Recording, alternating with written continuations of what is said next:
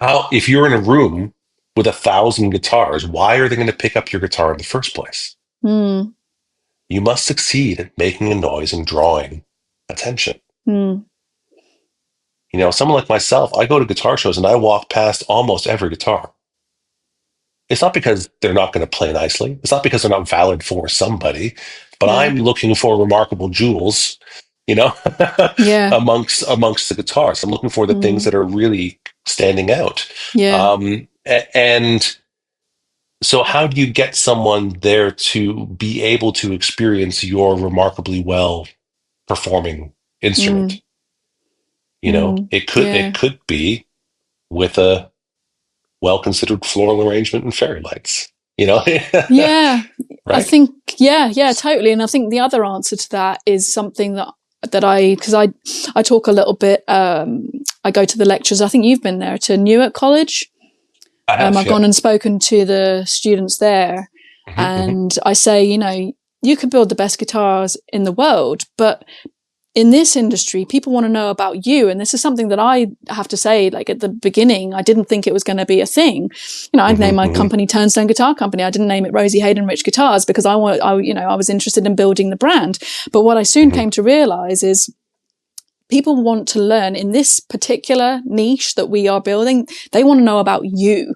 You are the hmm, face of the brand and you need to hmm, be seen. And that's so, the way that I built the business to start with was just going out to shows, and you can build a website, you can take great photos. And I thought maybe that might, bring in the orders. If I just build a great website comparison to what I'm seeing, I do hmm, nice photos, surely they'll all come flooding in. No, they absolutely don't. You have to kind of go hmm, out there and you have to say, this is me, and I'm coming and I'm standing by my work beyond what even the guitar is. It's you say, yeah. actually, I'm proud enough of what I've done that I can stand here and say, this is my guitar and I'm willing to stand here while you play it and assess it right in front of me, which not everybody is comfortable in doing. But Hmm, that is hmm, essentially, as well as attracting attention through perhaps, unique things that catch people's eye. But fundamentally, I think the decision is going to be made once they say hello to you, see how you are. You talk about, they always want to talk to you. How long does it take to build a guitar? hmm, How long have you been doing this? Because they're interested in you more than anything. hmm, hmm, hmm.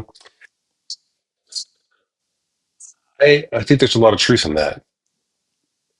I think you still have to make a product that Absolutely. Yeah. that stands out, Mm, and that you have to marry those things together.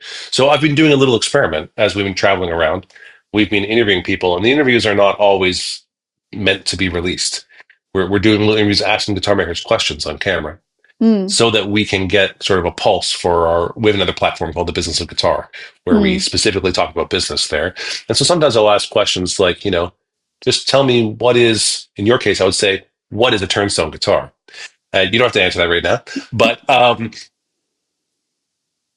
I can tell you, like 95% of guitar makers can't answer that question. mm, They freeze.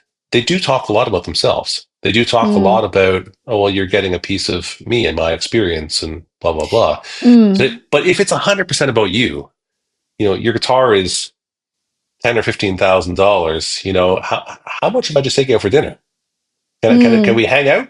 Can I, can we go shopping together? Yeah, yeah, yeah. It's not just about you. No, and I think Part of it is actually, about you.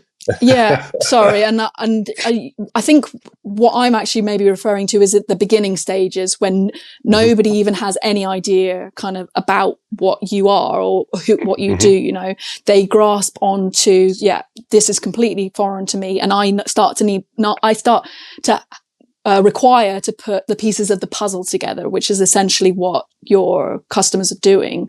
And one hmm, aspect of that in the very early days is quite prominent in that you kind of need to assure them hmm, who hmm, you are, because they can maybe see a great looking guitar that reflects the guitar builder, but they don't know anything about it. But yeah, fundamentally, then what starts to happen is you build up, a following based on what your instruments are.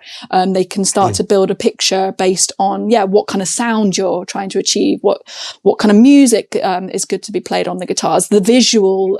People start to see kind of a commonality in how your guitars look, and they start to say, oh, that, I like that. And the body of work starts to grow, and that's basically based on you as a maker producing the product that becomes separate to yourself.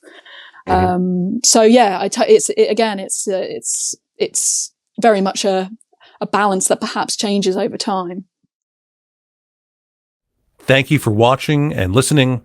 You can find more episodes wherever you listen to your podcasts. And a special thanks to those who support us on Patreon. It's your support that enables us to do this work.